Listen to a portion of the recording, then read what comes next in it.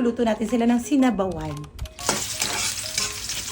Hello mga mamshi! Good morning! Another week, another vlog. Panay-panay na nga po ang ulan dito sa amin. At dahil weekend ngayon at kumpleto nga po ang aming pamilya, ay magluluto ako ng sinabawan. Pero ang totoo niyan, ang madalas ko lang niluluto ay yung mga kinakain nga lang ng mga anak ko. Sulit namang magluto pag weekend dahil nandito nga ang aming papa. At ito nga pong lulutuin kong tinola ay isa sa paborito ng aking mga anak. At nakakatuwa naman na may libre pa nga akong tagahimay. Kaya pag ganitong weekend ay talagang napaparami nga ang kain nila. Niluto ko na rin pala itong ampalaya na galing pa nga po sa aking mga biyanan. Na ang sahog lang naman po ay itlog at kamatis pero pwede ng pagharapan. Kinabukasan, pagkasundo ko sa kanila galing school ay dito naman kami dumiretso para nga papicturan si kuya. At buti na lang po ay may kapitbahay nga kaming studio na ilang hakbang lang ang layo. Nakakatuwa no na parang kailan lang ay ang lalaki na pala ngayon ng mga bata. At habang kami nga po ay pauwi ay may nadaanan pala kaming nagtitinda nga ng binatog dito sa amin. Isa nga po ito sa mga masarap kainin. Ngayon ang panahon nga po natin ay tagulan. Na ngayon po ay mas pinalevel up na nga po ang binatog na may gatas pang malapot. Noong panahon kasi namin ay niyog at asin lang ay talagang napakasarap na. Pag uwi sa bahay, ang nakikita nyo ang araw-araw naming eksena. At alam ko pong maraming stay at home nanay ang nakaka-relate sa akin dyan. Nasa trabahong ito, kahit napapagod ka ay bawal na bawal kang sumuko. Dahil ang edukasyon ang pinakamahalagang bagay na pwede nating ipamana sa kanila. At sa labang ito, alam ko pong nagsisimula pa lang kami. Ang hiling ko lang ay wag sanang pumuti muna ang mga buhok ko sa pagtuturo ko sa kanila. At the end of the day, anuman po ang kanilang makayanan ay mananatiling proud parent pa rin tayo sa kanila. Basta ang mahalaga ay hindi natin sila susukuan. Abay tulad nga po ng tanim kong pakwan na ito na ngayon nga po ay aanihin na namin. Nung una ay ayaw ko pa talaga itong pitasin pero dinaanan nga ito ng bagyong Karina. At kesa makinabang nga po ang mga alaga ko sa labas, abay tayo na lang. Pero aakalain niyo po ba na kahit lagi nga siyang nauulanan doon sa taniman ko, ay lalaking matamis din pala. Kinabukasan ay ito namang e-bike ko ang humingi ng kaunting pagmamahal sa akin. Na alam kung worth it naman dahil inabot lang naman siya ng halos 5 taon din bago palitan. Okay pa naman sana siya kaya lang natatakot nga tayo. Na baka nga po ito ay bigla na lang mag-erupt sa daan. At sino na lang ang tatawagin ko na pwedeng humila sa amin nun. Kaya ang pinakamainam pa rin ay ang pagiging maagap natin. Lalo na sa mga bagay na todo ang serbisyo sa atin. Dahil Friday na nga ito at weekend na naman bukas, ay bigla ang get together na naman ang naganap dito nga sa bahay ng aking kamami. At sa tuwing may ganito silang banding ay talagang kulang ang isang araw sa kanila. Iba din kasi ang ligaya ng mga bata tuwing magkakaroon sila ng ganitong sama-sama. At napalangoy na nga si kuya kahit wala namang tubig dyan. Tunay ngang napakaswerte ng mga bata ngayon na ang gagawin lang ay mag-aral lang mabuti. At bilang magulang nila, tayo na may walang kapagurang gumagabay sa kanila. Kaya nagpapasalamat ako na nakatagpo kami ng ganitong mga kaibigan. Na ang tingin sa isa't isa ay parang mga kapatid. Kaya sa mga kamami ko, abay sana wag kayong madadala. At tiwala lang makakabawi din kami sa inyo. At nagawa na nga ang bahay ko, mag-overnight tayo sa gilid ng bukirin. With matching camping tent at ng paborito nyong kape. At o siya, hanggang dito na lang po muna. Salamat po sa inyong walang sawang panonood. Thank you for watching po and see you on my next vlog.